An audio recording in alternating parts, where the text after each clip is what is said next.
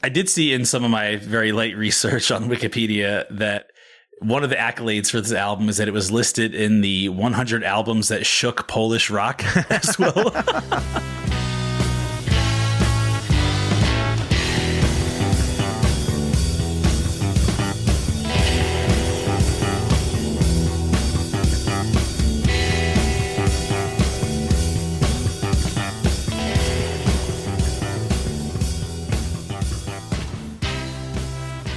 Hello, and welcome to another episode of 1001 Album Complaints. This is the podcast where lifelong friends, musicians, and guys that complain about literally everything good that happens in their life get together to talk about albums from Robert Dimery's list of 1001 albums you must hear before you die.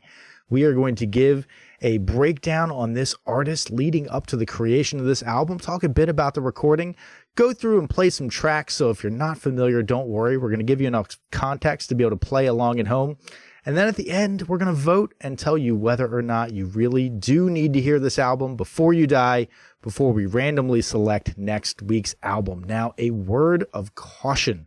If this is your first time listening to this show, I don't know how we're going to do it, but we're going to manage to make fun of this band and make fun of this album, because while we are all musicians ourselves and have nothing but the utmost respect for anyone who goes out there and engages in any artistic endeavor, we all know there is a lot to make fun of, maybe especially on this album. I don't know, guys. What do you think? You can probably loosen up, yeah. We'll find a way. Yeah, we'll soldier through somehow. We will make it happen because, of course, we are talking about an album from a band that has been called one of the most important bands in the history of punk. This is the album Eye Against Eye by the band Bad Brains. Now, to give you an idea of what we have been listening to this week, we're going to play a clip from not technically the opening track because there's an intro, but the title track of the album, Eye Against Eye.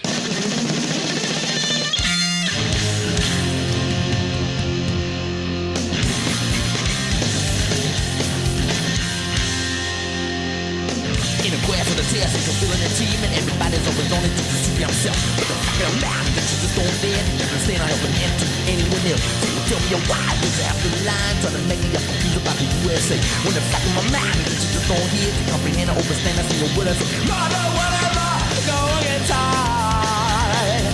Whatever, go get tired. Well, every day sing a story. Do you mean the intro track that's called Intro?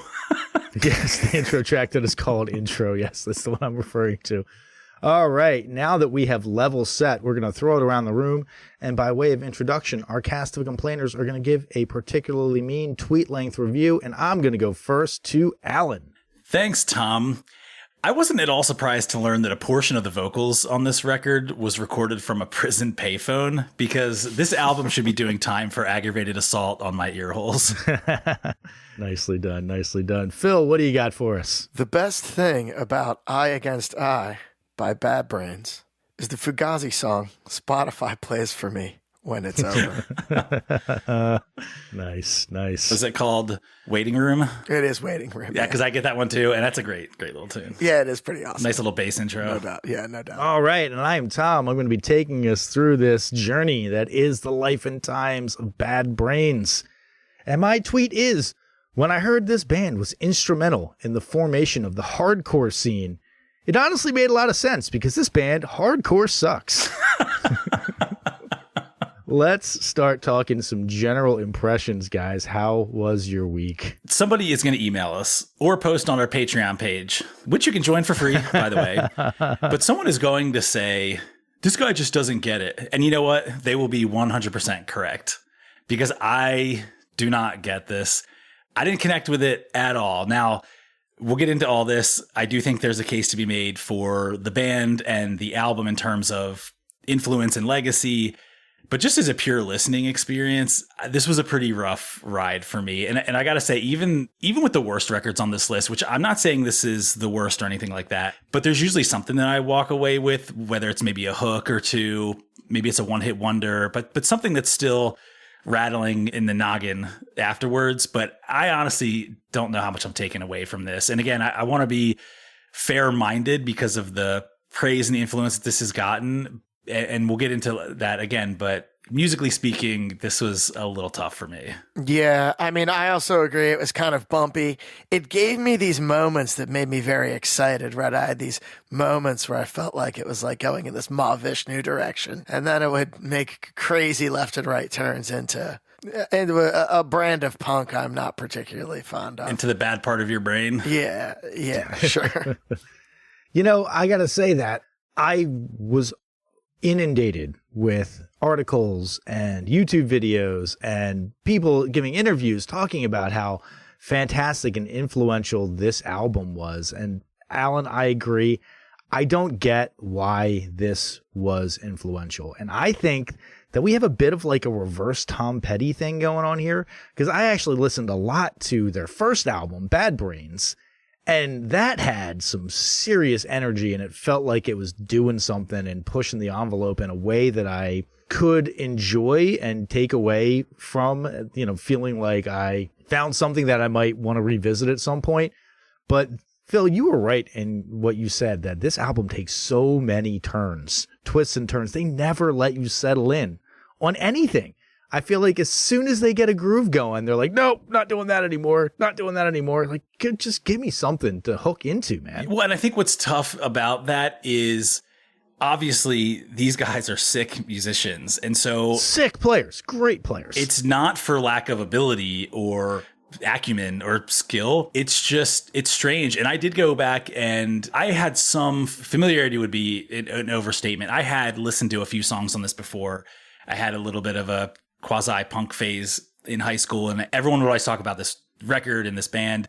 I remember listening to it and being like, I don't really get it. But I did listen to the earlier albums this week, those first two that you mentioned, and that's not my style either. But you're right, it's cooking. I mean, they're getting into plus 200 BPM on most of those songs. What I did find funny, though, I know we're not talking about those other albums, though, is I kept not only the influential piece, I kept hearing people refer to this like reggae punk hybrid. I was expecting the Operation Ivy or something like that. Instead, it was just, they were just straight up dropping Peter Tosh songs into these ragers. Totally. That made no sense to me either. But yeah, this is a little all over the place for me. Yeah, this is where they supposedly got more into the reggae influence on this album. And they were branching off into jazz and into funk. And I'm like, I didn't really get any of that. I mean, I hear it, but it's like, it's sometimes thrown in there very haphazardly, right? It's like a now funk metal. And you're like, what? Well, I think for all the genre bending that it does, which people point to that as some sort of revolutionary, groundbreaking thing, I think it actually hurt them on this album, because when it gets proggy, I don't think it's that interesting. When it gets funky, it doesn't seem like it's that groovy. And when it gets metal, it's technically proficient, but it doesn't pack any kind of punch. And so I think they're like nibbling around the edges of something, and they're not sinking their teeth in it all. Definitely chaotic. You know, I was left with the impression that this band sounds a lot better when they are a lot less produced. When it was shitty microphones in a shitty studio, I liked that sound a lot. When you got all this sonic separation that they have on this album, I was like, oh, that's actually a problem. Like, you guys worked better when you kind of all bled together and it was a little bit more muddy and haphazard. And listen, I mean, we have to address it. This singing is terrible.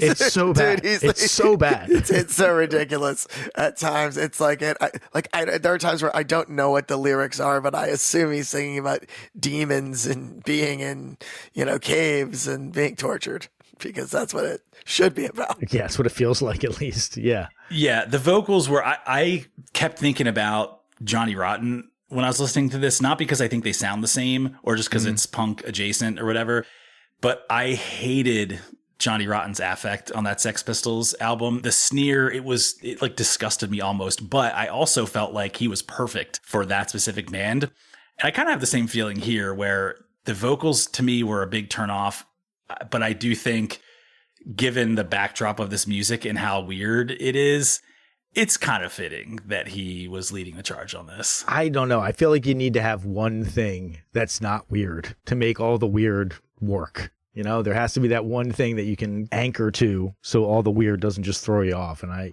like when the first song kicks in, Eye Against Eye kicks in, I was like, man, I don't know about this. And then I was like, well, maybe it'll get better. And then I was like, oh no, this was actually the best presentation of his voice on the album. This is as good as it gets. It's only going downhill from here. But again, the old stuff, I thought that when he was doing less singing and more just shouting at you, that worked quite well for the band, for what they were trying to do. And I know they were trying to move past that sound and develop a new sound, but I don't know. I didn't really feel like they got anywhere that I wanted to be. Well, there's just so many things. Like, I mean, we'll dive into it on the song list, but there are times where I feel like they go from Van Halen to 311 back to Van Halen again in like 8 bars, you know? Yeah. Yeah. It is weird how future looking it can be at times, but it's also just bizarre at times as well. I did hear a lot of, I don't know about a lot, I did hear a good bit of what was to come in music, and that's where I'll give these guys some props. Granted, some of it was a little bit weird, but you can hear a little bit of Faith No More, things like that. For sure. Yep. I don't hear a lot of Nirvana, but they all seem to cite this as one of their big influences. So maybe it's the fact that they're throwing a little bit of curveballs, that they're throwing in these different genres in there. But I hear some of what's to come in this. They jump from sound to sound so much. It's almost like Wings, you know? Definitely like Wings. Wings was the first band I thought of when I listened to this. It's like every 45 seconds, it's a new. Yeah. Well, Wings is like, we're going to cram 3 songs into one song. And this is like, we're going to cram 12 songs into one song. Yeah. They're just packing the fucking box there. And I will give it to them. The band is good. They're very technically good. I agree. The band is good. Dr. No, he's got some really interesting tones, some really interesting solos, and very, very few overdubs for the instruments. There's a lot of guitar moments that are like shades of Vernon Reid, shades of In Living Color, even shades of like some Van Halen stuff that's probably more contemporary than like Van Halen is out. People are aware of Van Halen by 1986, you know? Oh, there's chops for days on this record. These guys, and funny enough, I don't want to preempt you, Tom, but I was very shocked, although maybe I shouldn't have been in listening to this, that before they did hardcore, they were into jazz fusion playing, which is a odd journey. Yeah. Yeah. In going from that to hardcore and then sort of roundabouting back to this. So dudes can play their ass off. And something I'll also give them is, and this isn't, again, relative to this specific album, although I think there was a lot of energy in their shows even at this time. But I think to understand this band or what people loved about them the most, I do still think it goes back to some of that early stuff.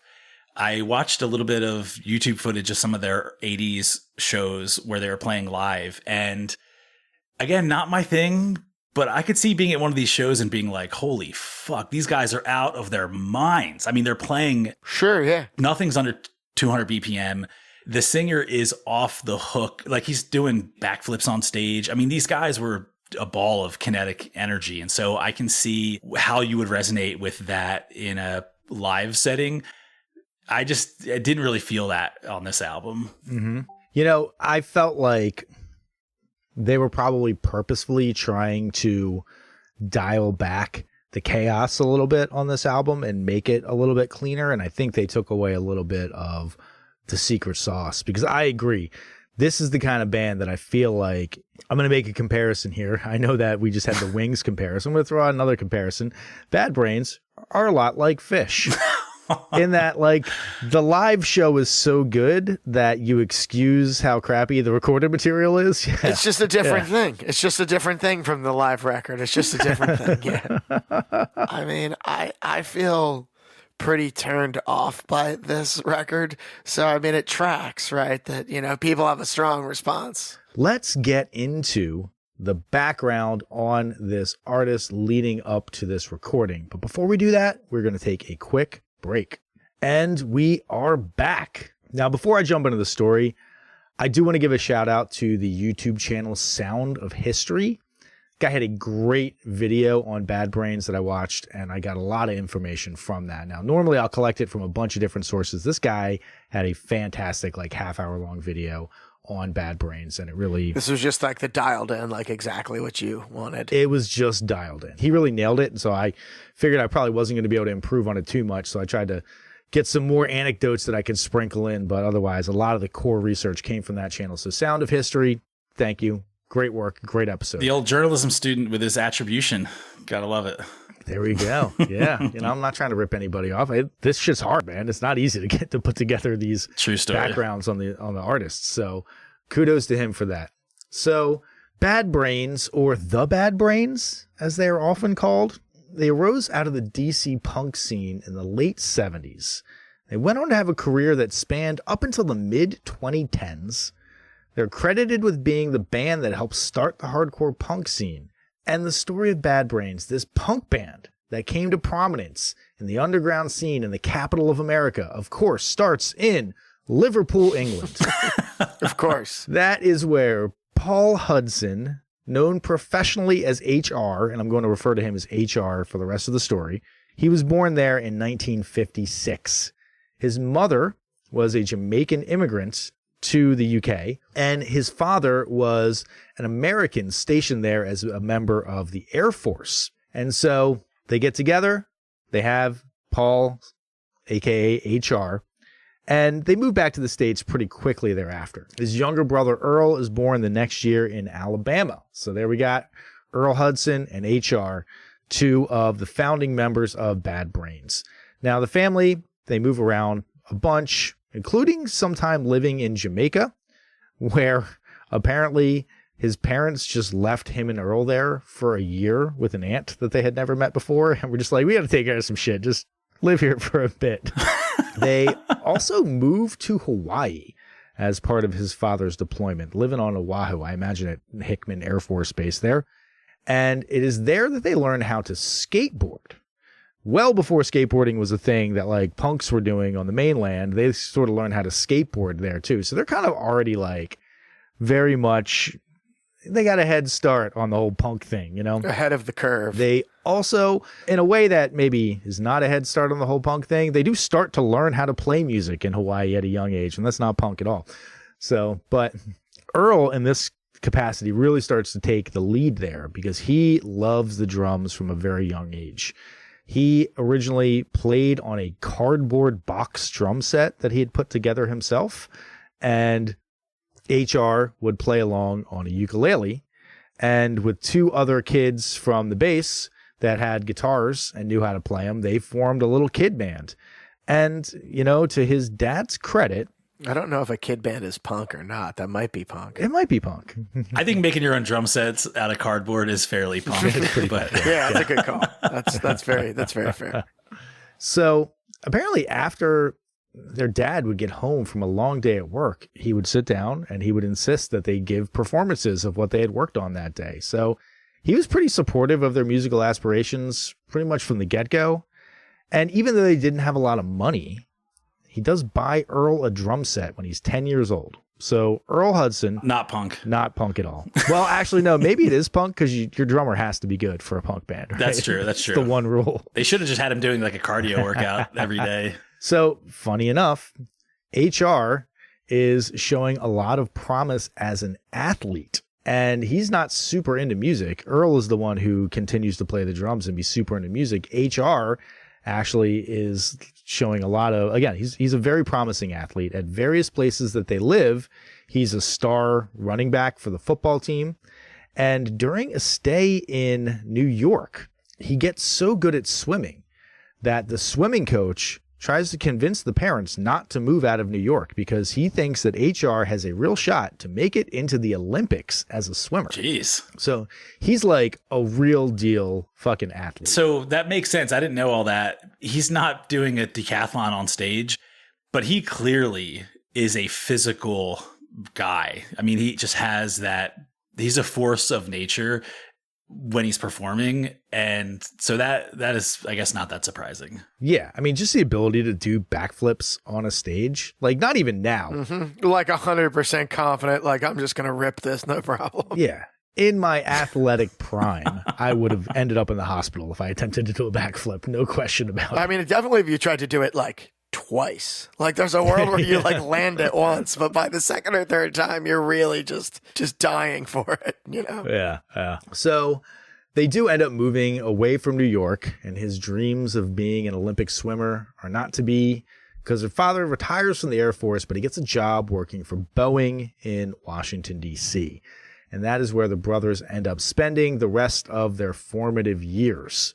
Now, they have a bit of difficulty adjusting to civilian life when they move to D.C. And this is something that I had not really thought about before, but I do find it kind of interesting, is that they had spent their entire lives living on army bases with other army kids who all were like, we move every couple of years. We have to be open to making friends kind of fast. It's not really cliquey. It's sort of like everybody had the same experience.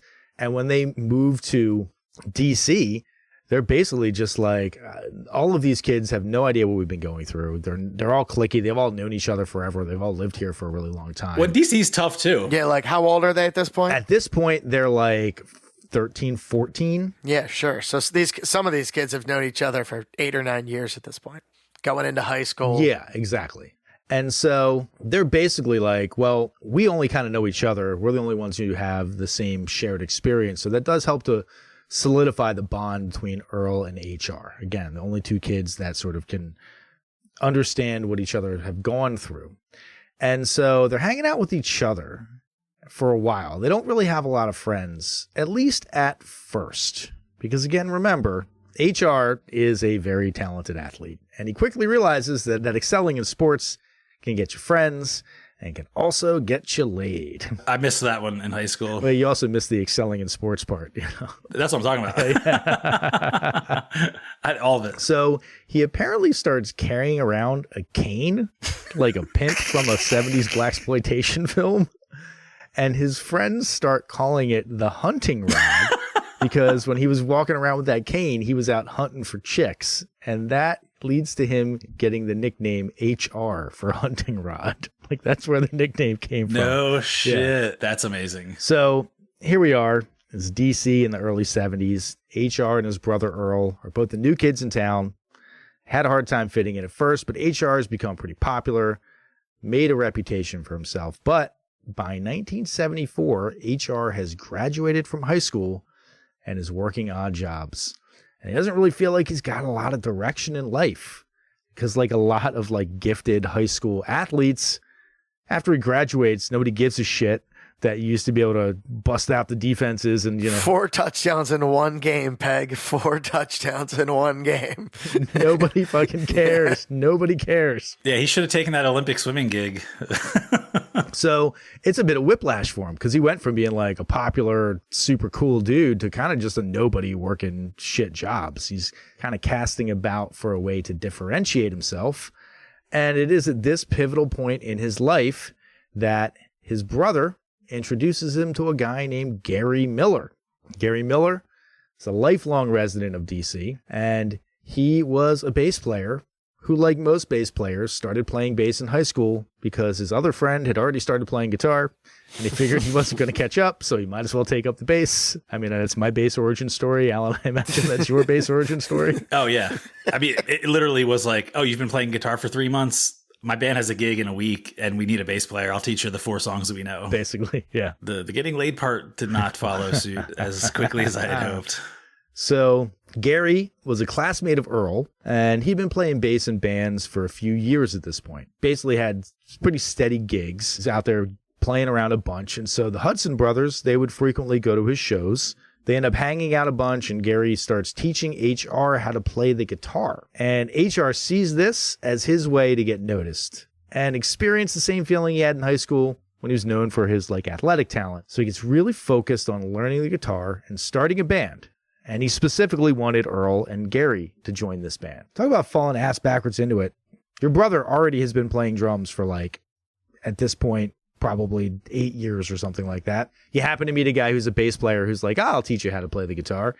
And also, yeah, sure, whatever. I'll be in a band with you. Great. But Gary was not looking to become a professional musician. He just kind of enjoyed playing shows and going to concerts because he was actually pre-med at the University of Maryland at the time, and he wanted to be a doctor. That's how he got his stage name, Dr. No. So that's Gary Miller is Dr. No from Bad Brains. Now, another friend of Gary's is a guy named Daryl Jennifer, another guy born and raised in D.C. who had been friends with Gary since childhood.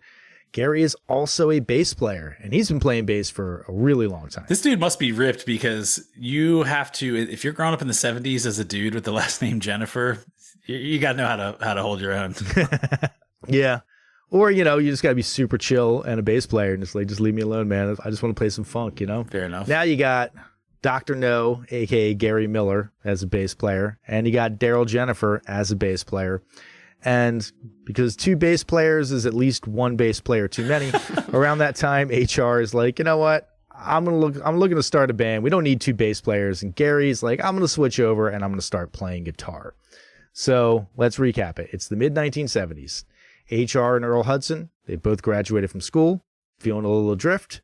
They've met Gary Miller, a.k.a. Dr. No, and Daryl Jennifer, meaning all of the members of Bad Brains that appear on this album they're all friends, and HR is pushing them to start a band together. They had apparently been throwing these parties where they would charge like 50 cents for people to come, and they would have a bunch of instruments set up, and they would kind of just sort of do impromptu jam sessions. Wait, and they charged people for that? Yeah, right. Crazy times. It was a much different time. So they're in an impromptu jam session, and HR is trying to play the bass, but he super sucks at it. He's terrible.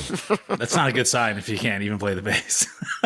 Yeah, right. I know. Basically, Gary tries to convince Daryl to come up on stage and join them playing the bass. And Daryl refuses to come up and join them. Maybe they were like that bad that he's like, I'm not fucking tarring my reputation playing with you shit motherfuckers. But actually, the next day, Daryl calls up HR and he's like, yeah, you know what? Fuck it, man. I'll join your band. All right. So they have a band. They call themselves Mind Power, and they start rehearsing together. It's pretty rough. Yeah, it's a shit name. It's a really bad name. I've never heard a good band name of the band before they were famous.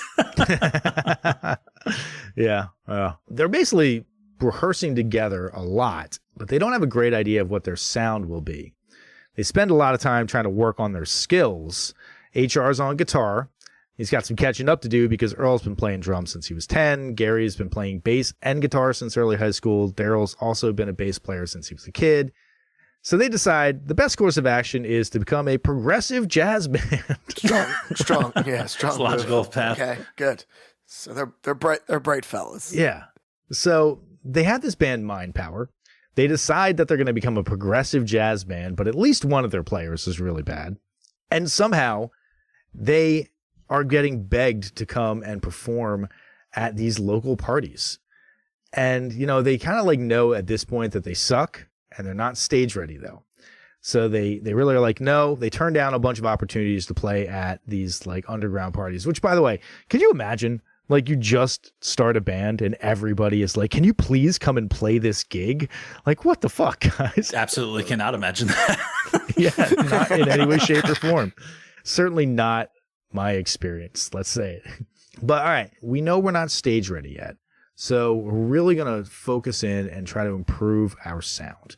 They're trying to do Return to Forever, Mahavishnu orchestra style songs. And you kind of sense that at moments. At moments, you do sense that. At moments, you do sense that. But you have to be really, really tight to be able to pull that off. Well, that's an interesting genre to just plunge into. You would think that the punk would come first, or there would be some gateway into that, but to just pick that as your genre is interesting. Yeah. And HR is apparently a perfectionist. And this will be a recurring issue throughout their career, that HR is like, we cannot play out. Nobody can hear us until we're ready. We have to be perfect before we can take the stage. It's also at this time that HR reads an old self-help book from the 30s and develops his theory of PMA, positive mental attitude, a theory that only he has ever come up with, have a positive mental attitude. He applies this to all facets of his life, but especially to the band. And interestingly enough, it sounds like the rest of the band were pretty much on board. They all got really focused on this plan of becoming a great band and visualizing that they're going to be becoming a great band and putting a plan together and sticking to it. Do you know the name of the book that changed the course of his life? You know what it is? It's Think and Grow Rich by Napoleon Hill. Oh, yes. Yes, that's the one. And I've heard of that book before, and I think I saw it very briefly. It is the last book I would have expected to be ascribed to this band. That's for sure. They definitely didn't grow rich at any point, certainly. But, you know, it sounds like HR's got a little bit of like cult leader energy to him, because he kind of gets like everybody to sort of sign on to this like change in mental attitude. You got to follow my teachings, and this is what's going to get us to the top. So they've settled on a progressive jazz sound. They've been honing their skills through long basement practice sessions. They have their mantra of positive mental attitude. It is time for Mind Power to make their debut on the scene. And by all accounts, when they play their first gig, they fucking suck. And it goes really badly. Well, there's a fine line when you're getting into that kind of jazz fusion where you're walking a tightrope. Maybe everyone thinks you suck, or maybe you don't. I don't know. Yeah, it's possible that even if they were like executing at a very high level of like Stanley Clarke style jazz fusion, that people just didn't want to hear that. Yeah, it's still for a very limited audience. Yeah, Dude, you just don't understand it, man. But HR is like kind of devastated. He had this whole PMA thing. How could they possibly fail? He starts to question if the band is really going to make it. But pretty quickly, the salvation of the project appears in the person of Sid McRae. Sid meets HR in 1977, and HR is telling him about how his band has been working their asses off to get this super technical jazz sound down. They haven't been able to crack the nut. And Sid says, hey, have you ever heard of punk music? You don't need to be able to play at all to be in a punk band. You just got to have the right attitude. And HR is like, fucking, I would like to subscribe to your newsletter, sir. Please tell me more. And Sid comes over with a bunch of records, and he plays these records for HR. And he thought a lot of the punk was okay. But then he hears the Ramones, and he's like, oh, shit, I get it. The Ramones are fucking awesome. They're not that good at their instruments, but they've still managed to create a cool sound. And very shortly thereafter, he goes to see the Ramones at a gig in DC, and he sees the way that the crowd reacts to their music, and he looks at the stage performance that's being put on. And the guys in the Ramones aren't really doing a whole lot. The crowd is going nuts, but they're just kind of playing on stage. And he's thinking, I can bring something new and innovative to this. I can bring the energy on the stage that then will get the crowd going crazy. And so HR comes back to his band and he says, my guys, Mind Power is dead. We suck. We can't pull off this incredibly technical style of music. We should become a punk band in the vein of the Ramones. And in that spirit, we should change our name to Bad Brains after the Ramones song Bad Brain. We should also get a singer, because they didn't have a singer before. It was just instrumental progressive jazz music. Again, I can't believe that the kids at the parties in the basements didn't love this shit. There's 50-cent cover charges weren't flowing in at that point. He says, you know what? And I think this guy, Sid McRae, he should be our vocalist. And oddly enough, I really do think that punk is a great transition for a band that can't pull off the chops of a Mahavishnu orchestra, because it's still really fast. Like, you still have to have that kind of energy coming up to it, but you don't have to be like a John McLaughlin or a Stanley Clarke, some absolute just monster at your instrument to pull it off. Yeah, you need to be a beast of a player, certainly on drums. You need to have stamina, the physical part of it, but yeah, you don't need to have studied music theory, obviously. Yeah, there's a lot less of dissecting interesting chord changes and a lot more just hammering your instrument to get a loud sound out there. And one of the reasons that punk was also a pretty good fit for them, and this is something that has not come up in our story to this point, and for people that are not familiar with Bad Brains, maybe they don't know, that all of these guys are black. And although things had gotten a lot better in America, being a young black man in the 70s was not exactly playing life on easy mode. So they had a lot of things to be pissed off about. These guys do not look like they are in a early 80s seminal hardcore band. They don't. No, they don't. They don't all look like Henry Rollins. Well, there's a reason for that, and we're going to get into that shortly as to why they don't look like they're in a, early 80s hardcore band. But they did think that punk provided a great way for them to express some of the frustrations that they were feeling with their lives through music. So Sid's in the band.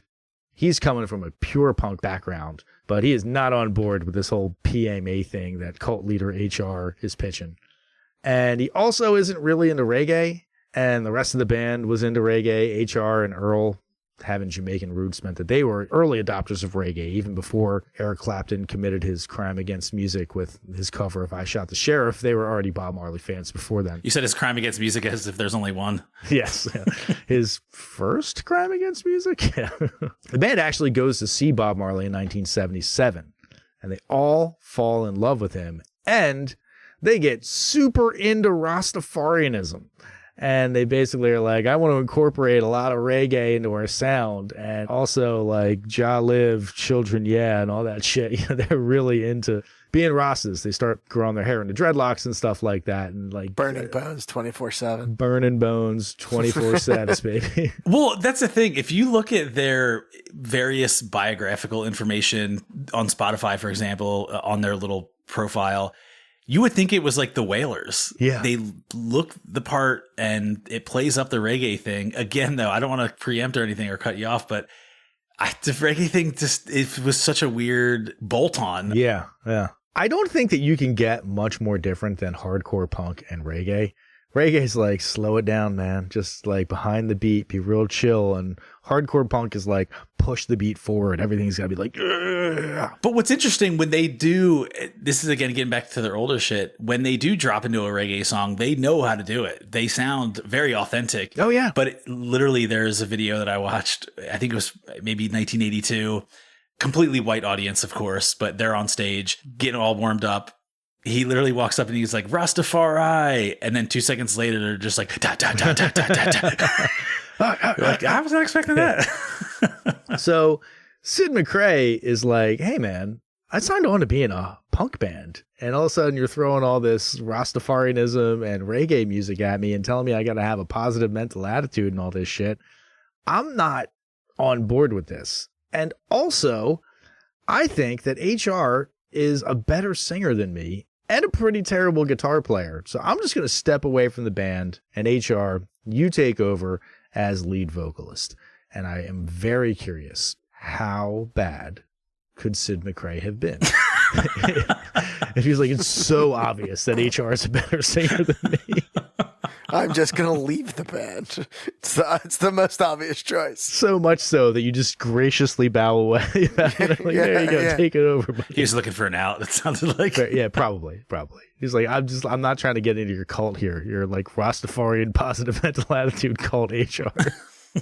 So now we got HR and vocals, the sound that is blending punk and reggae. They are all energized and they start rehearsing like madmen. And that is going to bring us to tonight's edition of Bad Brains by the Numbers. Oh, yeah. Now, the first number is 1, as in 1 year after the band decided to change their sound to this punk reggae hybrid. They practiced for a full year before they even considered playing a gig.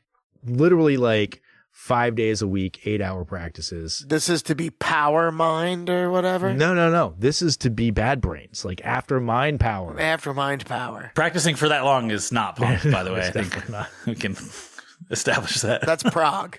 Yeah. Well, they would like work jobs and then get done with their jobs and practice all night long. I appreciate the dedication, though, in a different way. I always like a band that's just grinding, you know? Absolutely. So they eventually play their first show, and it's just them at their house with like a couple of friends. So like even after a full year of rehearsing, they're like doing like a soft opening for the band, or they're like, we'll just have a few friends over, see how it goes. Very art school. It is very art school. The second number that we are going to throw out is 5,000, as in the budget to record, mix, and master this album. Eye Against Eye was $5,000. This is their second record? This is their third record. Third record. So yeah, this is established at this point. Is this the one that had Rick Ocasek on it? I don't know if you're going to get to that, but that I saw one of them did. That seems way low for having someone like that. But Rick Ocasek did the album before this, Rock for Light, okay, which also happened to have a ton of songs from their first album, Bad Brains, on it as well. But yeah, $5,000. There is a reason why their budget was so low. And it's going to come up relatively close, relatively shortly in our story. The next number that we're going to throw out is at least 2. And that is HR went to jail at least 2 times between 1985 and 1986 for selling weed. As Earl puts it, it was 1986. We was hustling, man, trying to eat food, You can't play music and work at damn Walmart. You got to do something. So you get caught up sometimes. We were getting ready to go on tour beginning in Providence, Rhode Island. So I went to pick HR up. He put some runnings under the seat, and I don't know. I think somebody busted on us or whatever because we came to a red light, and all of a sudden the lights of the police car came on, and they went right under his seat. So basically he got caught in like a buy bust, and they picked him up right after he bought and sent him to jail for it. Jesus Christ. How long was he caught up in that shit? You know what? That was going to be the number I was trying to find, but I could not figure out exactly how long he spent in jail. But long enough that he had to record some of the lyrics for this album over the phone in prison. Well, I saw that one of the stints, at least the one that he did for where he did the prison phone recording on this album, was like 4 months. That's insane, by the way. That's insane. But this was back in 1986. He could have been selling like a gram of weed at that point. Like that's how draconian it was back then. The description was he had a bunch of little baggies of weed. So like broken up for distribution style. They probably hit him on a charge for every one of those little bags. So when he was in prison, he apparently had a gig working at the cafeteria. And the cafeteria was like a separate building from the actual prison. And so when he was like cleaning up in the cafeteria, he figured out that around the corner and down this hallway, there was a phone where nobody could see or hear what he was doing. And he figured out a way to go there and sneak off and make phone calls to record the vocals over the phone, which I thought was fucking awesome. That's pretty wild. That's pretty badass. I feel like a lot of people try to approximate that kind of thing, but I think they played the recording on the other end of it and he just sang over top of it. Yeah. I think that's literally what they did. Yeah. Because he talks about how he could barely hear what was on the other end, but he knew in his soul what it sounded like and he had to just get it out, Knew it in his soul. But that's pretty badass, though. I'll give him that. No, it is pretty badass. What is not pretty badass is the next number that we're going to throw out there, which is 9.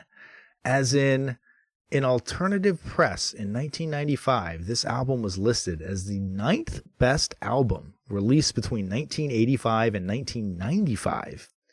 Beating such albums as Check Your Head, The Downward Spiral, Rum Sodomy and the Lash, and fucking Straight Outta Compton. Wow. They have this album 70 spots ahead of Rum Sodomy and the Lash and 36 spots ahead of Straight Outta Compton. Which makes me wonder, what am I missing? What am I missing? Yeah. I don't get it at all. I did see in some of my very late research on Wikipedia that one of the accolades for this album is that it was listed in the 100 albums that shook Polish rock as well. Oh my goodness. Yeah. Yeah. I mean, so it's racking up the accolades there. They were like, yeah, we're mixing reggae, hardcore, funk, polka. Yeah, we got it all going. Well, I mean, the more we do the podcast, the more I can see that there's this thing that happens in the early to mid 80s. It's like a real response to the stagnation of rock and roll and the sort of immediate corporatization of punk rock. And there's all these like new ideas, but they're just not there yet, right? Not quite there yet. And the last number that we're going to throw out there is one that I know of, as in the number of record executives that HR threatened to kill while in the middle of being offered an album deal. Nice. Damn, they really are like Sex Pistols. Yeah.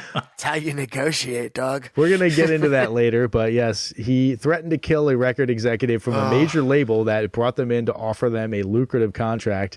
And then after threatening to kill them, turns to the rest of the band and says, hey guys, I want to introduce you to the devil. The guy's like, yeah, you know what?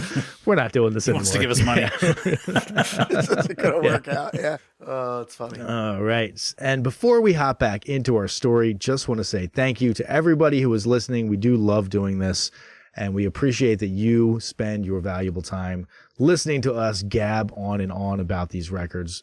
Have a ton of fun doing it. Glad you have a ton of fun listening to it. Go over to our Patreon page. It's free. Join in the conversation. There's a poll up right now. Tell us what we got right, what we got wrong, why this album belongs ahead of some of the greatest albums that I've ever heard on a list of best albums in a decade, or why this is absolute dog shit. We just want to hear your opinions. There's some great conversations going on over there. Well, listen, I will concede that this album is influential in that it influenced me to turn it off the first time I listened to it. So at least we got that working for us. Yeah, you're burning those alternate tweets there, Alan. Look, we're getting towards the end of the episode. I gotta empty the notebook here. Alrighty. So back to our story. It is 1978. Bad Brains are starting to play shows around the DC punk scene. They start off small. They're playing house parties with a few friends, but soon they start to get a reputation for insane live shows that are energetic to the point of being dangerous. Now, remember, again, HR is a super talented athlete. He's being groomed for the Olympics at one point. So he's doing backflips. He's jumping on the stage, going out in the crowd. He's being a total fucking maniac. There is a fantastic story that Henry Rollins tells about seeing Bad Brains at one of their early gigs at a place called the Bayou in DC. To hear Henry Rollins tell it, he gets right up to the front of the stage, and he says he's close enough that he could smell HR's breath. Oh, jeez. And at one point, HR jumps into the audience, lands on top of Henry Rollins, knocking him to the ground, and then proceeds to continue to sing the song while lying on top of him and screaming directly into his face. Jeez. Bringing it hard. In some of those videos, those mosh pits looked pretty fucking deadly. Yeah, it would take a lot to hop into those things. Deadly. I don't know that I want deadly. So actually, here is another very interesting factoid, seeing as you brought it up. Apparently, this is one of those things that's impossible to verify, but it is heavily speculated that Bad Brains are responsible for the invention of the term moshing. No shit. And it came from a reggae term called, where they would say, mash it up. But when HR would say it with his like semi-Jamaican lilt, it would come out as mosh it up. And the kids thought he was saying mosh it up. And so they started moshing in the crowd. And that's where... No way. I feel like Adam's not here, so I gotta be like, yeah, no shit. But no, that really is amazing, though. I wouldn't have thought that. But yeah, I guess knocking Henry Rollins over calls for a new format. I mean, that was apparently pretty extreme, even for like the early days of the hardcore scene. Like they were like, you guys are just fucking a whole other level there. All right, they're on the list. They invented mosh pit. Yeah. HR, he's starting to feel his oats again. He's got that same feeling he did as a star athlete in high school back when he had the hunting rod and was out trolling for coups. So he starts to get a little rock star attitude, doing lots of drugs, sleeping with lots of women. But very quickly, a bunch of Rastafarians start showing up to their shows pretty consistently and hanging out with him. And he fucking dives into it head first.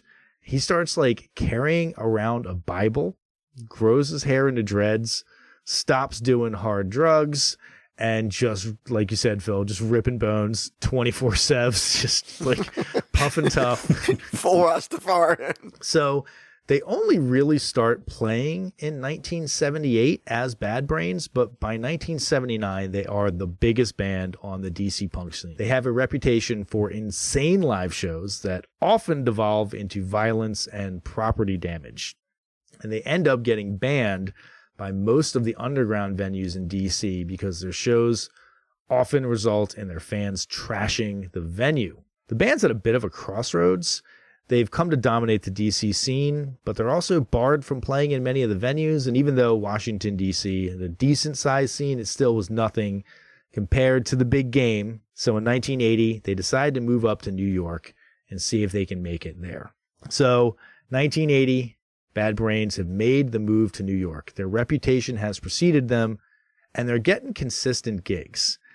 They're actually asked to come to London by Dave Vanian, who is the lead singer of the British punk band The Damned. He wants to record them. He apparently saw them live and thought that they were amazing.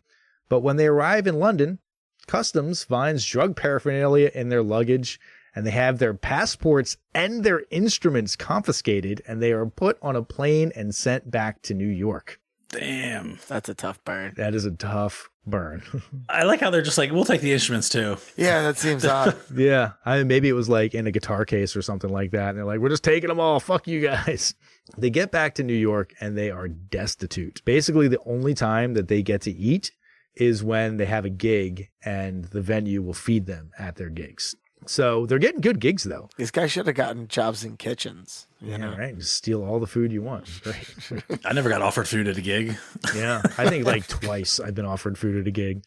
I'm happy if they're like, all right, we have a 6-pack of Paps that the entire band can split. I'm like, fucking score. Yeah, that's my portion. Yeah. So by 1982, they're playing at CBGB pretty regularly. And they actually claim credit for the Sunday afternoon shows that have become a staple of punk shows, like in New York and beyond. There's a bunch of them in San Francisco here. It's like an all ages Sunday afternoon show. They say that that was the only gig that CBGB would give them was like a daytime Sunday gig. And it turned into this like huge crowd of young kids coming to see punk, started going there, and then it became like a recurring thing. So they claim credit for like the Sunday afternoon punk shows. Was that because they were people were less likely to trash the place on a Sunday afternoon than the Saturday night? I think that they were just like, we don't know if you're going to draw or not. And so we're just going to give you like the shittiest slot that we possibly have. And then it turned into like a huge, hit in the punk community. That's a cool pocket to have, though, even if it doesn't feel super exciting. I think to carve out a lane for everyone to see is pretty cool. So they're building their audience, and they're there to see this high energy, fast, frenetic, insane live shows that they're performing. They're still also incorporating a lot of other styles into their shows, playing jazz numbers, reggae songs, funk tunes. And the kids that are coming to their shows just expecting a hardcore band are kind of having their like collective's minds blown because they're getting a lot more than they bargained for when they came to the show. They eventually cobbled together enough money to record some songs, including a single called Pay to Come. And yes, come is spelled C-U-M. Good. That was a great career choice. They're really trying to break through. Was it also jazz fusion? It was Jizz Fusion, Phil. Right there for you. So it's like the Fender Jizzmaster guitar. So Pay to Come actually kind of is a big hit in the underground punk communities in both New York and DC. And it gets them noticed by this guy named Mo Sussman, who's like, I want to be your manager. I want to make you rock stars. I want to get you a major record deal. I want to get you fed and clothed and give you a place to live. Pay to Come is my ticket to stardom, baby. Yeah. Well, HR is basically like, fuck you, man. Who do you think you are? We are who we are. We're not changing anything. And he's like, dude, I just kind of want you to like tone it down a little bit so that maybe you can make some real money here. And again, another recurring theme is that HR strongly resists several opportunities that would have led to them being much bigger stars than they ever were. Like they got relegated to the role of like musician's band. All your musician friends are like, I love Bad Brains. Mm-hmm. But the average music listener is not really familiar with them beyond their name, right? They never had the sales to back up their influence, put it that way. Sort of like Neutral Milk Hotel sort of thing. Yeah. So despite HR's resistance, they do sign on with Mo Sussman. And he sinks a ton of money into getting the band a place to live, food to eat, clothes to wear, a place to practice. But the whole time, HR is fighting him on making any concessions musically or stylistically. The rest of the band is kind of like, hey, man, like, would it be so bad to have a big record deal where we make a ton of money and millions of people get to hear our songs? And HR is like, yes, motherfucker, we must stay true to our vision. And the band parts ways with Mo Sussman, who really just believed in them and wanted them to be a success and sunk a ton of money into them with like absolutely nothing and got absolutely nothing in return. What an asshole. Yeah, what a dickhead. How dare he? I don't know if you're going to get into this. And even by opening this up, I didn't do a ton of research on this, but didn't HR have some sort of neurological brain issue that was causing a lot of these like horrendous decision making early in his life? I know that he was diagnosed with a neurological condition later in life. And I don't know if that is a cause of decision making earlier in life, but he was diagnosed with like a neurological condition when he was in his like 50s or something like that. Because I read that he would do really bizarre shit on stage. Like he did the classic rock star thing of often not showing up for gigs and sort of the table stakes lead singer type of shit. But that he would also sometimes they'd be playing a song and he would just not sing and he would just sort of stand there looking off. He claims that later in life he actually had like brain surgery and it fixed it, but yeah, it sounds like something might have been a little loose in general. Well, yeah, he's got schizoaffective disorder. It's like a mood disorder. It's similar to being bipolar basically. And so yeah, and he also had some other brain issue that was giving him like horrible cluster headaches and stuff like that later in life. And I think that's what got fixed with brain surgery. But okay. Yeah. So after they part ways with Mo Sussman, they end up liking a live recording that this guy Jerry Williams did of one of their sets at this venue, 171A Studios. And that is like a live venue with a stage, but there's also kind of pro sound and recording equipment there. And so Neil Cooper, this guy that they meet at CBGB, tells them that he's getting a record label off the ground called Reach Out International Records, and he wants to release some of their stuff. So they go back to 171A and they record a bunch of songs. And that becomes their self-titled debut album, Bad Brains. And I think this album is kind of pretty fucking awesome, I gotta say. It's got the feel, and I'm pretty sure that this is actually what happened, is that they just went in and they were just like, we're just going to play all the songs that we know in a row with no break in between, and we're just gonna, and it kind of works. They just bash it out and it sounds pretty great. And it kind of works. It's raw. It's exactly what when you think of what does hardcore sound like, even if you've never heard the term hardcore or a note of music, if you were like, what does hardcore punk sound like? It's that. Yeah. I see. Yeah. And it sounds a little dangerous. It sounds great. With the exception of 3 random reggae songs. Yeah, exactly. So Bad Brains is released on cassette exclusively. It takes the scene by storm. It sells a respectable amount of albums that nonetheless fail to reach any sort of notable sales milestone, but it does get them to tour the US to support this album. But it does not go well at all. Tour's tough. The tour is just like, it's not even that they're not playing well. It's that HR specifically has gotten really into the whole Rasta movement at the time. And he does an interview with Flipside magazine while on tour that is basically a 2-page homophobic screed. And it just so happens that the band, the Big Boys that they're playing with, the lead singer Biscuit is also gay. And HR goes off on him to his face for being gay.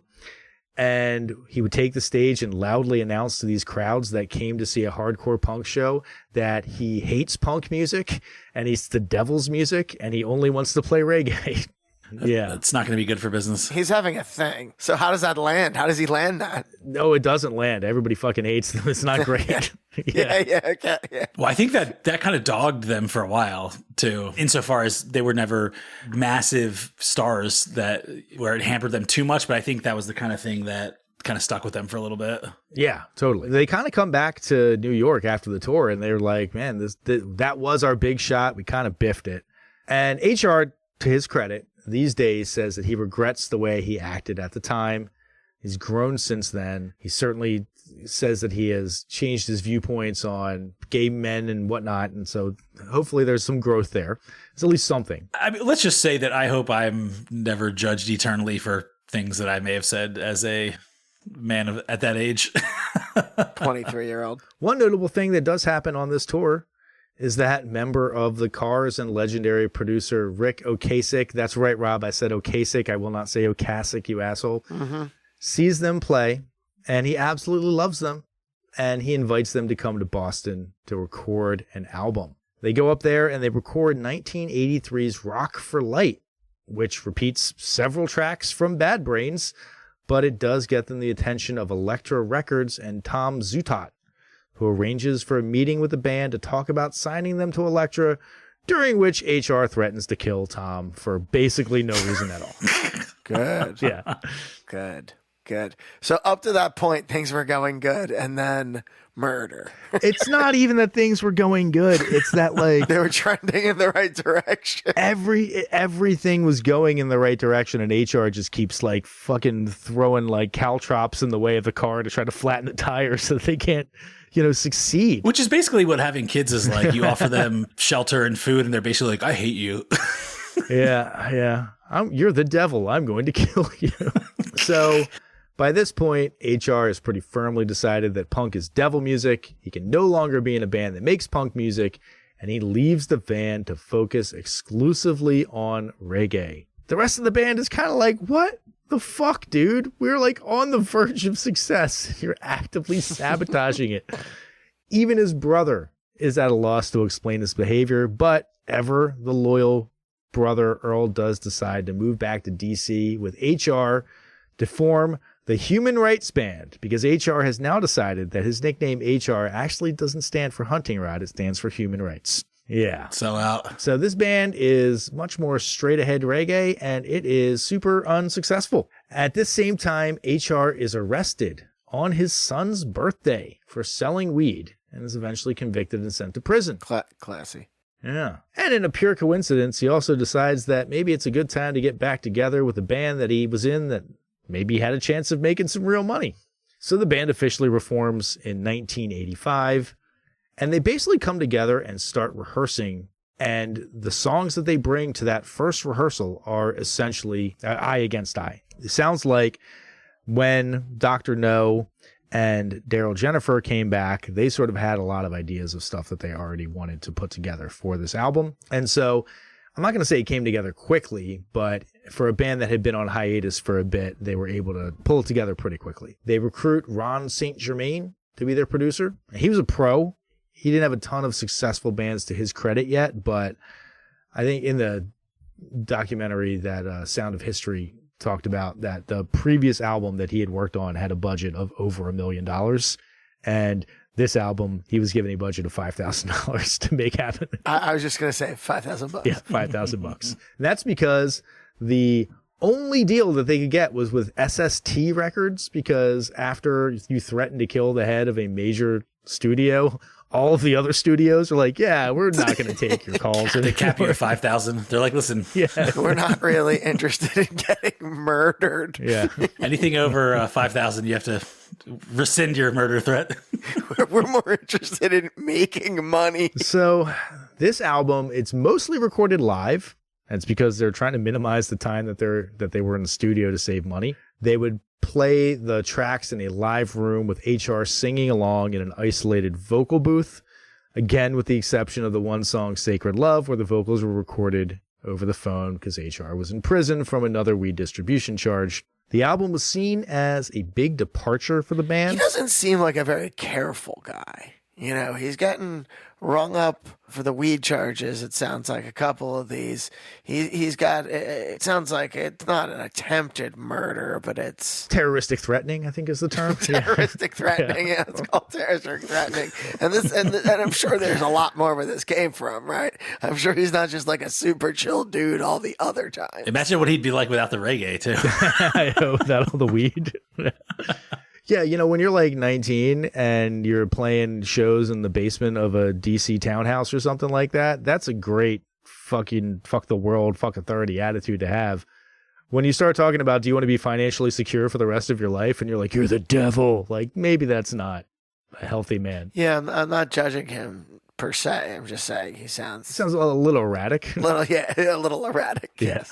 Yeah. So the album Eye Against Eye, it's seen as a big departure for the band because they had shed the sort of straight ahead punk sound that typified their earlier stuff. This is much more of a mashup of the different sounds that they've been listening to since their heyday as a hardcore punk band. They were also much more cleanly produced for this album, trading in that sort of intense energy of their earlier albums for a clearer, more separated sound. It is an immensely influential album with bands like Sepultura, the Dillinger Escape Plan, Sublime, and Rage Against the Machine, all citing it as a seminal album in their musical journeys. I found that kind of interesting, though, because It's obviously influential. We've referenced that a number of times today, but also on the other side of the coin, I have to think that the punk rockers hated this record when it came out, because not only is it not really that punk, he sort of trolls you at the beginning, because I feel like the first track on this, like I said earlier, was exactly sort of what I expected this to sound like. And then like 2 minutes in, they're just like, psych, Yep. we're doing this other shit now. And they never come back to anything that's even remotely punk, yet people stuck with this, or somehow it resonated. Maybe it resonated with people that weren't into the punk originally. I can't like reconcile that in my mind for some reason. Yeah. Well, I mean, I feel like you start naming bands like Sepultura and Rage Against the Machine, Sublime. It's like none of them are punk bands. None of them are like, oh yeah, we love this as guys who like punk. They're like, we like this as kind of guys who like metal and weirdness, you know? Just weird shit. Speaking of weird shit, what do you say we dive into some of these tracks? You guys ready? Let's do it. Oh boy. Let's do it. We're going to jump back into the song that we played at the top of the episode. This is once again Eye Against Eye. Sing a story, no factual glory. I against and I still don't like it, and I know I don't want it. I against Almighty watching, I against and I still don't like it, and I know I don't want it. I against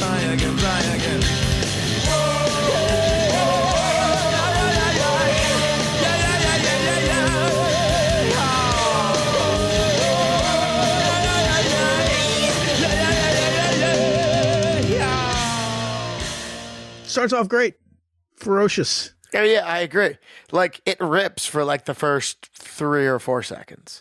And then somewhere around 5 or 6 seconds. Is it when HR starts singing? Is that when it falls apart? No, for me, I can actually bail out right when it starts ripping. Oh, I actually kind of like the drivingness of the beginning of this song. So you make it to 11 seconds. No, I make it until they completely change it up and they like go to halftime and start throwing curveballs at you left and right. I think the moment you know this isn't a punk song is around 2 minutes when the guitar solo kicks in, because there ain't no fucking guitar solos in punk.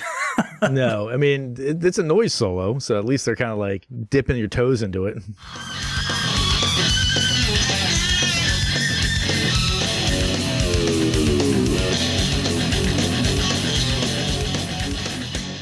I did think this song was actually pretty strong and probably the best song on the album. I can't tell if I'm grading on a curve, because when I first listened to it, I didn't love it.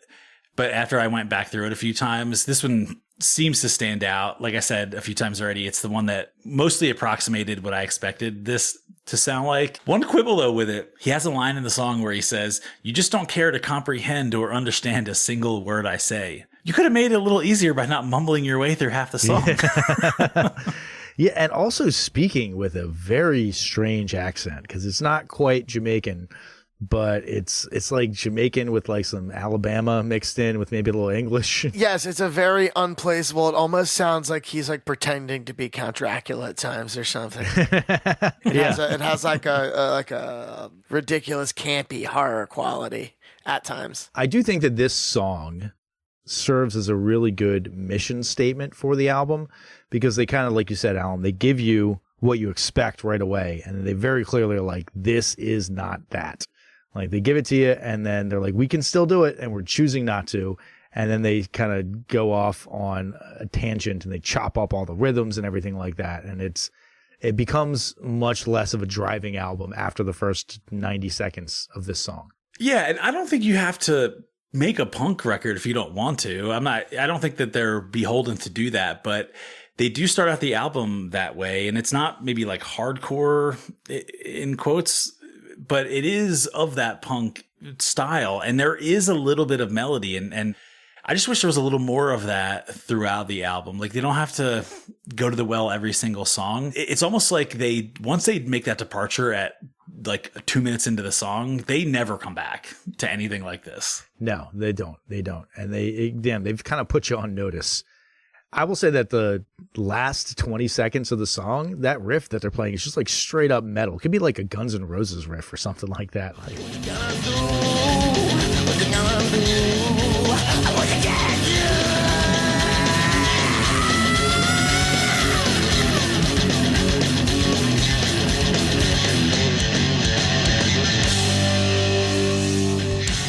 So I catch lots of Guns N' Roses and even like Def Leppard, but definitely Guns N' Roses vibes. There's just like weird Guns N' Roses swagger on this at times. Yeah, with yeah. both the guitars and the vocal delivery. There's swagger throughout this entire album. Like these guys are For sure. swinging their dicks around for sure. That is definitely clear. There's a lot of confidence on this record. And I also picked up a lot of the 80s hair metal aspect of it. There's another song that we'll talk about where it's much more so. But yeah, that shows up, I think. Yeah, but again, I just feel like I don't like them this cleanly produced.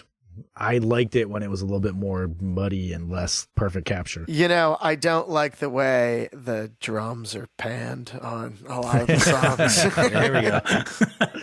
Yeah, there we go. I feel like there's almost never a reason to pan the drums. Like that, Not like this. There was it's a little much for me. And the chorusy guitar, there's like certain chorusy guitar sounds that are too chorusy for me. They just sound digital in a way that I don't think that this band Processed should for sound sure, digital. Yeah, definitely processed. Very processed. Like there's an organic quality that they have that feels a little bit stripped away. And I don't normally key in on the mix much on these records unless it really jumps out to me. And when I was listening to this record for the first time, and not just this song, but I think it shows up throughout, but I felt like something in the mix sounded a little empty and I don't really know enough about the studio to know what it was. Then I read a review where someone complained about it being dry.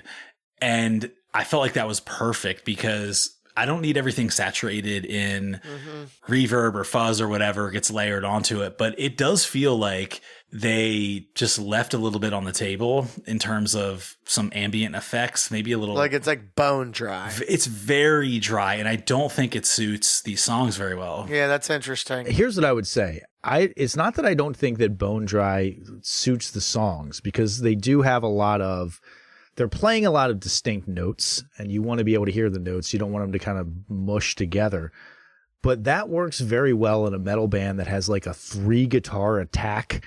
And this is just, even a lot of times, we're going to talk about it later on, but even a lot of times over the guitar solos, there's no rhythm guitar chords underneath it to fill that sound out. And so because you don't have the reverb to kind of make it sound a little bigger room, it just, like you said, it feels like there's something missing there because they're just doing such a stripped down version of this. Yeah, that's true. It almost like it sucks the oxygen out a little bit because there isn't that much underpinning it. Yeah, I hear that. Yeah. All right, let's go on to the next song on our focus list. This is Reignition. Reignition,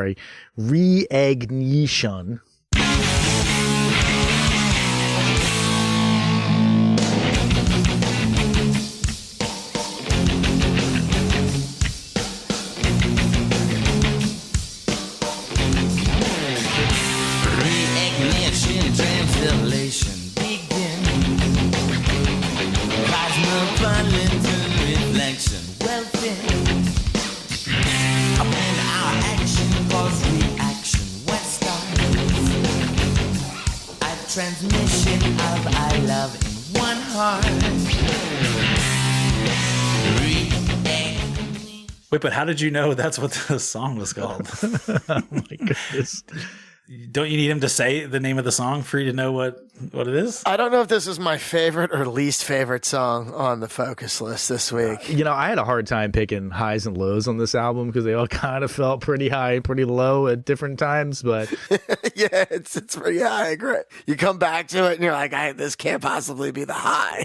yeah, exactly.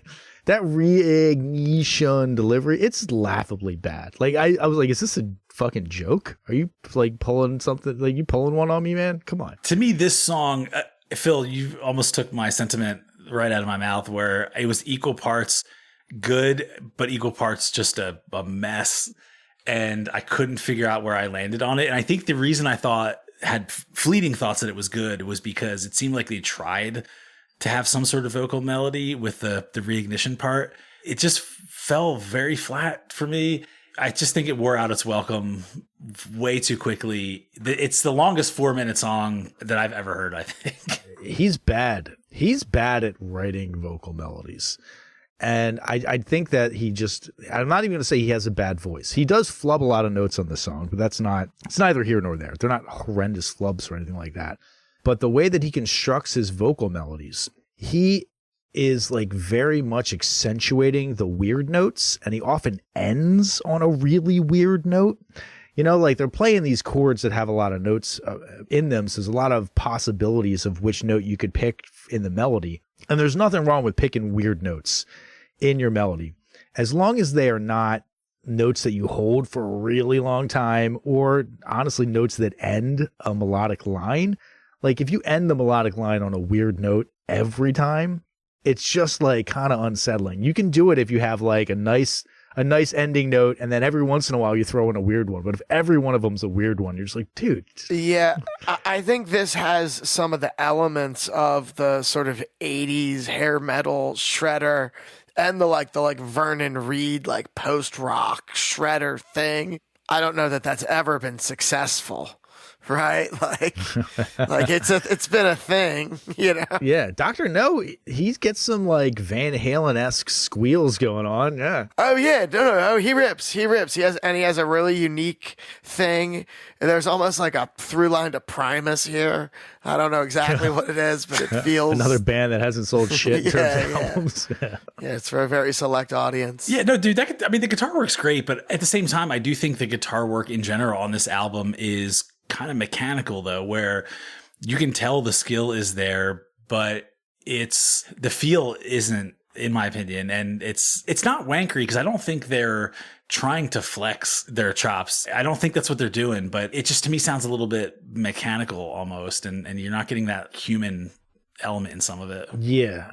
And I think a part of that is, again, this sort of, maybe they like overanalyzed everything. I can definitely see them having conversations where like, that note sounds too good. You have to do a different note there. Like, I don't like this note here. Maybe something weird. Yeah, that works every once in a while. But if you're just slathering that all over the song, it's like the vocal melody's not hitting a lot of good notes, or like notes that are expected for your ear. And the guitar's not doing it, and the bass isn't really doing it. You're really left with no anchor to hold on to, you know? Yeah. Well, and back to the vocals, I feel like I kept thinking how hard it would be to be in this band, because obviously, you know, when the changes are coming, you don't need the vocalist to tee up what's happening, but the vocals seem so unpredictable, to your point earlier about when he's going to vamp or when he's doing a lot of improv almost. And I don't think he's improving the words. Like in his head, he might think he's got some sort of script going, but it just feels I feel like I'd be like on the edge of my seat if I were playing in this band, wondering like, where even am I in this song? Where the fuck are we going to go at this point?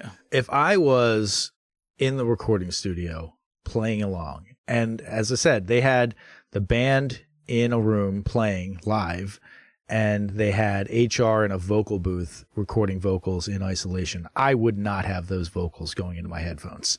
I don't need them at all. Just cut them out entirely. I'm just going to focus in on what the other band members are doing, because these vocals are not leading me down any path to make sense of this song. All right, let's go on to the next song on our focus list. This is the song Hired Gun. Hired gun, hired gun, hired gun for sale.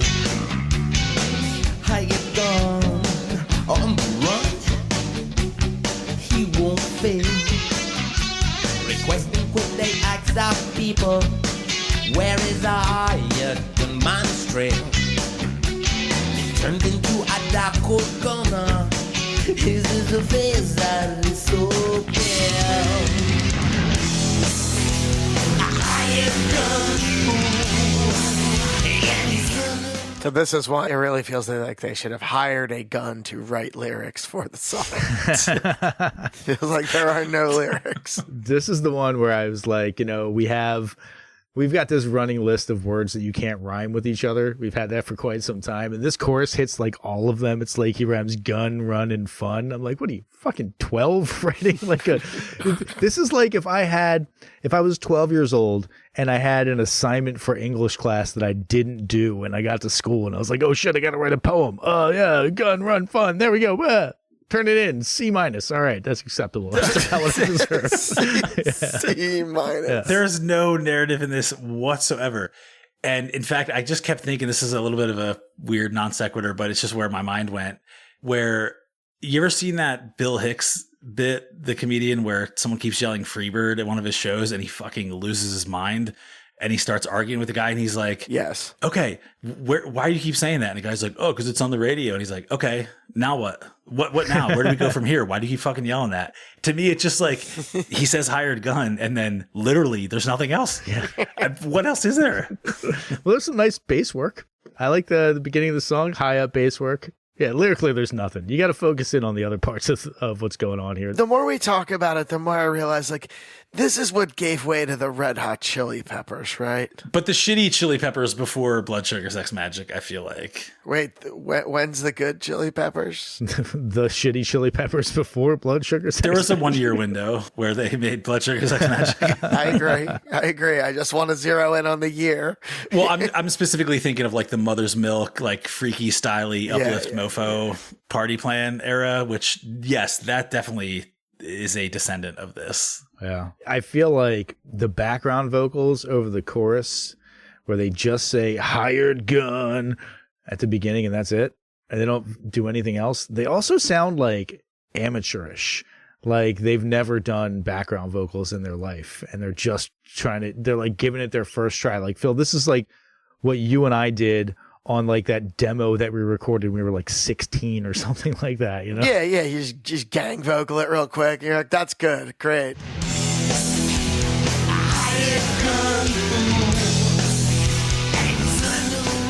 Did you guys also have $5,000 for that demo? I wish. It's $175 or Yeah, it something sounds like about that. right. Yeah. I think we can safely say they did not need that minute of vamping at the end either, right? Is that? No. But the last 3 seconds of the song are actually pretty good.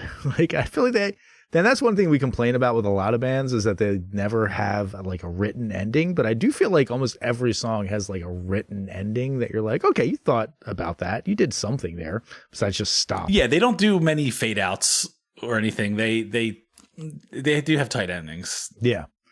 And this is another one where the guitar solo has no rhythm guitar underneath it to fill the sound out, which does really highlight the solo. And I actually think it's a pretty great solo from Dr. No. I agree that it sounds mechanical, but I think that it works in like the kind of noisy, lot of out note solo style. All right, let's go on to the next song on our focus list. This is the song Return to Heaven.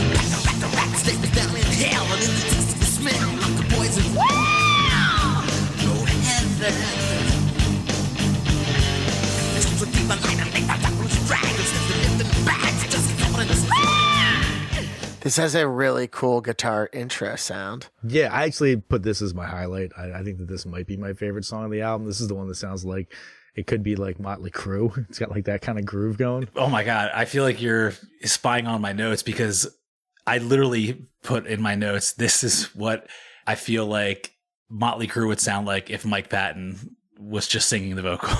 100%. Yes. Like it definitely has that 80s hair metal. Am I reading correctly that this was the last song on the album in terms of the flow that they had? Either way, it does feel like to harken back to your point, Tom, they do end this with a little bit of energy. They do wrap this one up.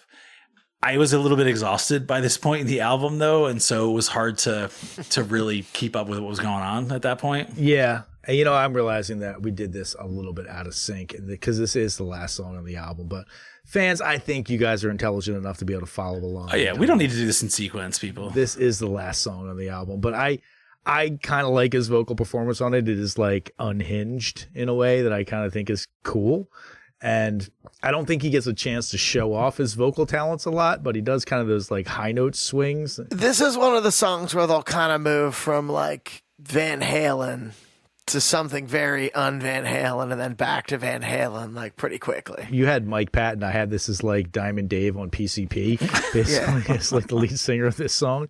He definitely comes off as a maniac on this song. But I think that's, again, what like that's what got them to the big show. This high energy, unpredictable, crazy performance that they were doing live is what got them this album deal. And so I'm glad that they brought at least a little bit of that to the table for this song.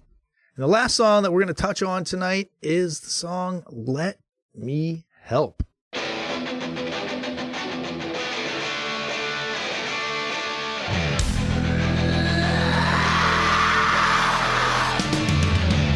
Equal number to the galaxy. Does it show who loves to be free? Plain and simple, are you okay? For tomorrow, we generate the courage today. If your will about to quake and I don't know, man. This one, it didn't quite thrash enough for me. And I can kind of forgive. Like, it's almost like they wanted to thrash, but they just turned the thrash knob down to like 6.5 or something like that. So it didn't quite thrash enough for me. If that's the direction you're going to go in, just fucking thrash. Yeah, it's like it has some Rage Against the Machine-ness, but it's like it's stuck in like with like a Twisted Sister thing that it can't yet get past, you know? Well, it's like they sprinkled in the gang vocal chant thing once or twice, whereas I feel like you got to reinforce it a couple times. It seemed like they weren't really committed to it, but they were just trying to throw it in there. Yeah, it was all right. Also, this felt a little bit more backward looking. It just seemed like a watered down version of the stuff that they were playing on Rock for Light or even their like debut.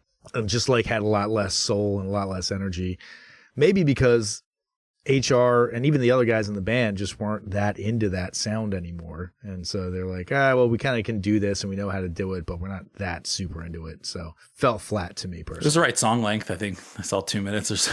Well, yes. Yeah. And I will give that to them. They don't have a ton of super long songs on this. Like you said, the longest song of the album is Reignition at a hefty 4:16. So I at least appreciate that. There was a couple 3-4 minute songs, which is out of the ordinary for punk. And I do think that had to rankle the punk fans slightly. And I mean, clearly the math is what it is, but it felt like the math ain't mathin', you know? And I say that to say that some of the songs felt long, some of them felt short, but it felt like a longer 31 minutes. I do like these Van Halen-esque solos, though. Yeah, Doctor Knows a Beast. He's definitely a very, very good guitar player. And the real question is, does good instrument playing and borderline unlistenable singing equal essential?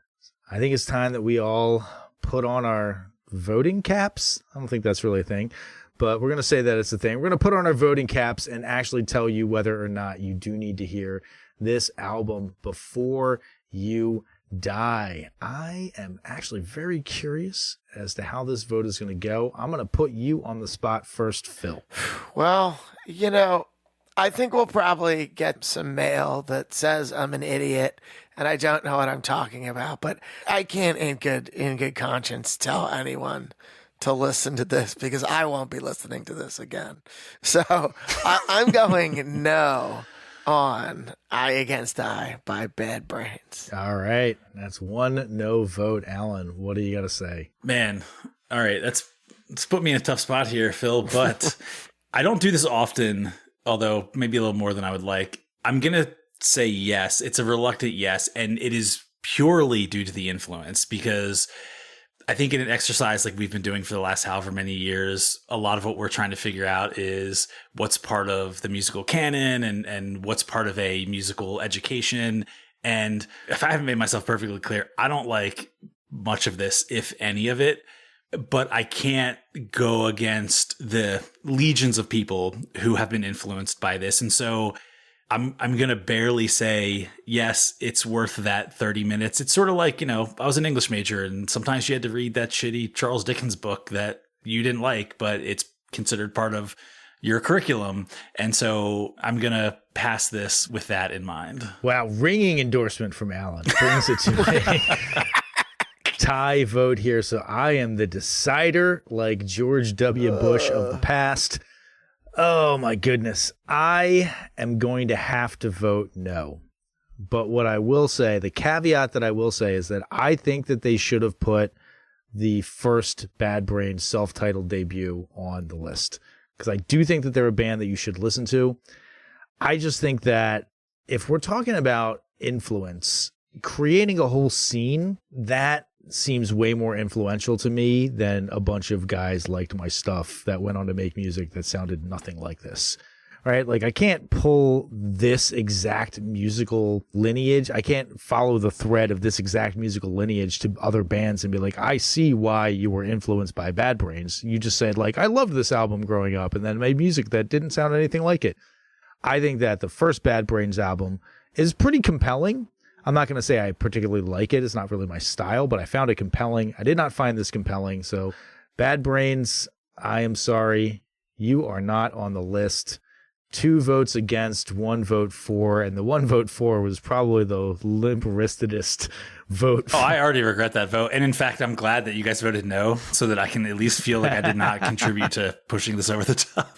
Yeah, to forcing somebody to listen to this and being like, they're going to come after us and be like, you wasted 31 minutes of my life. I'm very nervous about the one guy who's sitting somewhere in DC who is ready to rip me a new one for talking shit on this. Yo, it'll probably be Henry Rollins. He'll probably personally. He'll send in like audio. It'll be intimidating and inspiring at the same time. I could take Henry Rollins. You know who it might actually be is our good friend and music producer and engineer and former member of Nation of Ulysses, Tim Green, who came out of that sort of DC hardcore scene later.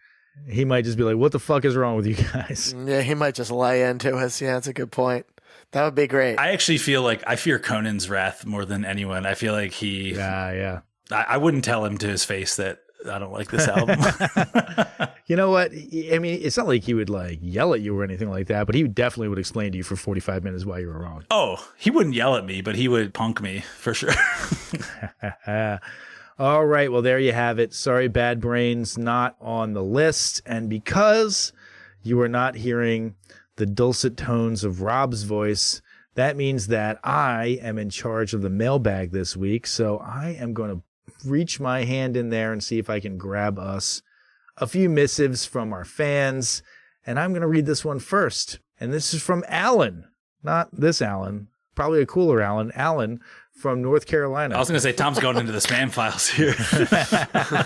Alan says, new listener here to the podcast. As a music lover, this is super enjoyable. You guys are awesome and love the commentary. I'm only on episode 77, which is Michael Jackson's Thriller. Fun fact, the Vincent Price Sinister Laugh is also featured on Billy Ocean's Caribbean Queen. I don't know that song, but I'll say that's a fun fact. Yeah, that song rips. You probably do know that song if you heard it. I probably would, but, you know, Billy Ocean, not my style. It's sick. I stand by Caribbean Queen. Fair enough. Wait, is that the one that's like, Caribbean Queen? That's the one. Sorry. Now that we got that out of the way, thank you guys. Anyway, Alan, the right Alan that we're trying to hear from, says, my one critique in listening, when you're deciding if an album deserves to be in the book, I take it from the standpoint that someone has been living under a rock and never heard any of these albums. And as a sidebar, listeners, just to give you a peek behind the curtain here, Rob sent me the emails to read for the mailbag. And this is Rob being a dick, because we've had a long-standing dispute as to which method is better. Is it the, I assume you've heard the hits and do you need to hear the rest, or you've been living under a rock? And Rob is on the living under a rock side. So he sent this email in just so that this listener could reinforce his own viewpoint. God damn it, Rob. Always be trolling. So in my humble opinion, you got to view it like a first listen, and it is something you have to absolutely hear before you demise or not. That's how I read the book. What do you guys think? I'm inconsistent on a lot of things and very wishy-washy, but I do feel like I've been fairly consistent. And I'm going to agree with Alan, who has a great first name, that I look at these in a vacuum where, Tom, I know you've said, well, for example, when we did Synchronicity, well, you've heard all these songs before, so you don't really need to hear the rest of it. To me, it is looking at it as a first time type of thing, because I also can't assume what someone's heard on the radio or what they haven't. So I like to just have a unvarnished perspective of alien coming down, listening to this for the first time. That's my perspective. Yeah, I think I lean a little more in that direction as well. A little more in the direction of like, you know, how am I feeling about it now? Like upon this listen when I was asked to, which I mean, for many of these is the first time I've heard the record. And for many that I've heard in the past is the first time I like seriously listened to the record. Well, because look, I mean, there are several dozen Led Zeppelin songs that just get played on repeat over and over again on the radio. And so by that logic, like you've heard all those. And so do you therefore need to listen to the albums themselves? If you've heard all those, probably not. I wouldn't discount those records just because you've heard them on the radio, I guess is what I'm trying to say. Well, yeah, fair enough. I mean, you guys are entitled to your incorrect opinions, as is listener Alan. Thank you for writing in. Next, we have an email from listener Ben, who writes, Dear 1001 Album Complaints, I come from a small town in Atlantic Canada. And after being shown your podcast from my dad, it's safe to say I've fallen in love with it over the past month or two. I love the witty remarks. Well, thank you. The sometimes funny jokes and overall great takes on albums I would have never even thought to take a listen to. Really great stuff. Perfect for long drives. But I thought I should write my own mean tweet length review of the show as a new listener because, well, I think it would be funny. So this is Ben's mean tweet length review of our show. 1001 Album Complaints, a podcast where a group of pompous idiots and friends get together to rate and judge albums made by musicians far better than themselves. Why do you listen to it?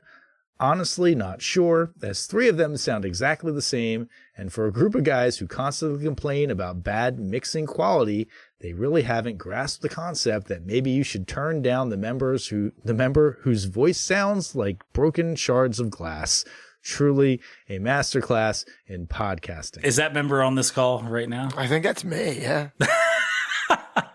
So here's the thing. I feel like people do give Phil shit for like having like a gravelly voice. And I'm like, I feel like my voice is way more fucked up than Phil's voice. But apparently everybody thinks I sound like Rob and Adam, who have objectively better voices than me. Adam is he's the ear candy. Yeah, he has the golden Hollywood sound, yeah. In fact, I shouldn't admit this, but when I first played this podcast for my wife, which was, I'm going back to like episode 10, none of us had good mics. The second, she knew Adam and had met him before, but the second he came on, she was like, oh, that sounds good. That sounds good. Okay, got a radio voice, whatever. Yeah. Yeah. She's like, I know what you sound like. It's not great. Yeah. She's like, you've been prattling on for 5 minutes. I've heard enough. He's not wrong on anything he said, by the way.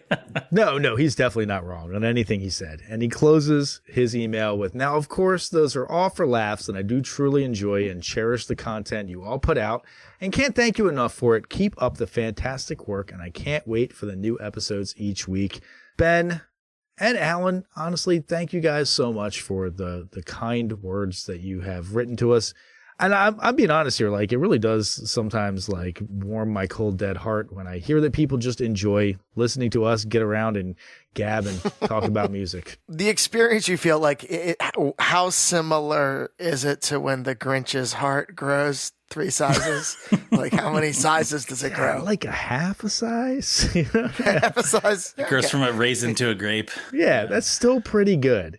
Especially considering that this is essentially what like we have been doing for our entire lives, and it caused all of like our acquaintances to not want to hang around us when we start getting into these kind of conversations. It's just like, oh god. Yeah, the circle got pretty small a long time ago. We gotta bow out. These motherfuckers are talking about panning again. I can't take this anymore. It is. I don't think I could even impress upon people how closely this approximates how it's always been, other than we've guardrailed it with a few segments and things. But this is what it is. It is what it is. And believe it or not, we've actually cleaned up the language a little bit too, versus what we would say if there were no microphones on, making a record that will be indelibly imprinted upon the ages from here to eternity.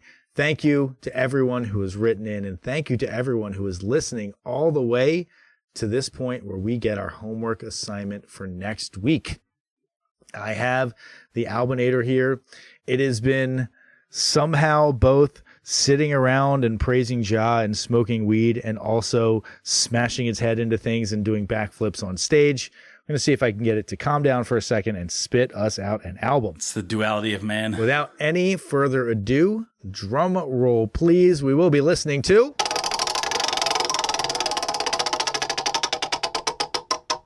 the album is Rattus Norvegicus What? And the band is The Stranglers. That's a hell of a name on both parts there. It's a mouthful. I'm unfamiliar with this. This has to be punk again. Great. Back into punk. I'm sure they have terrible voices too. Going to be fantastic. I'm sorry to do that to you, dear listeners. Of course, you're going to tell me that like, oh my God, this is my favorite band from childhood and you guys are terrible.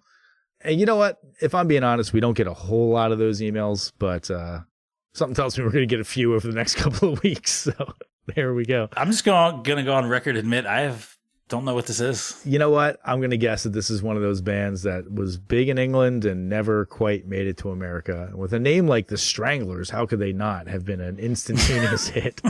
So you all have your homework assignment for next week. Listen to Retus Norvegicus by The Stranglers.